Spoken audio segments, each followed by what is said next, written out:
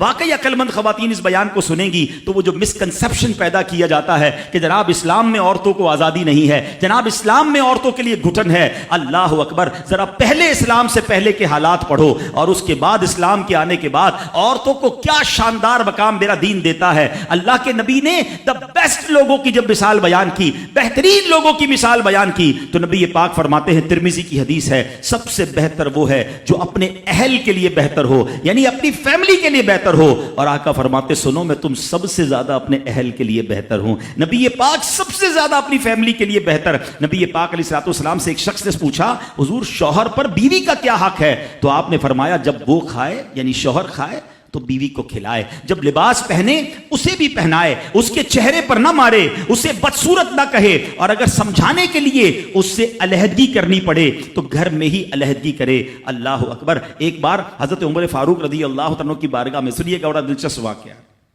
سیدنا عمر فاروق کا کتنا بڑا نام ہے، آپ کے جلال کی، آپ کی عدالت کی مثالیں دی جاتی ہیں، بڑے بڑے لوگ آپ کے سامنے تھر تھر کانپتے تھے۔ آپ کا گھر میں انداز کیا تھا کہ ایک شخص آیا کہ میں حضرت عمر کے پاس جاؤں اور بتاؤں میری بیوی جو ہے مجھ سے اس طرح بات کرتی ہے، اور میرا وہ انداز نہیں ہوتا جو شوہر کے سامنے ہونا چاہیے، ہوتا ہے گھروں میں، ہو جاتا ہے۔ تو حضرت عمر کے دروازے پر پہنچا نا، تو اندر سے اسے سیدنا عمر فاروق رضی اللہ تعالیٰ عنہ کی زوجہ ام کلثوم رضی اللہ تعالیٰ عنہ کی ناراضگی کی عالم میں گفتگو کرتے ہوئے سنا۔ وہ حضرت عمر سے بات کر رہی تھی، تو وہ شوہر سوچنے لگا کہ میں تو اپنی بیوی کی شکایت لے کر آیا تھا، حضرت کے تو گھر کا بھی معاملہ ہی ایسا ہی ہے۔ تو وہ کہتے ہیں میں واپس ہونے لگا۔ حضرت عمر نے بلا لیا، کہا کیوں آئے تھے؟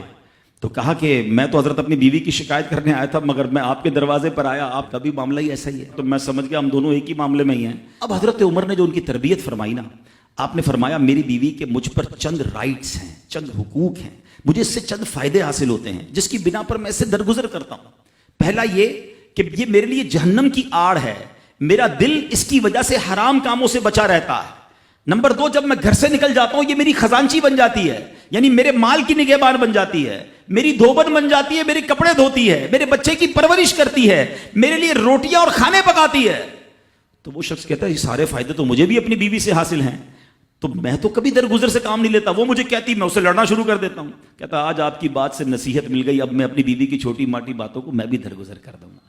کتنی پیاری بات بتائی، ہم وہ ساری باتیں بھول جاتے ہیں، ایک غلطی پر پکڑ لیتے ہیں، ایک غلطی پر ڈانٹتے ہیں، ہر غلطی پر جناب ایسا نہیں ہوتا، ہر غلطی کی سزا سزائے موت نہیں ہوتی ہے، ہم غلطیاں نہیں کرتے۔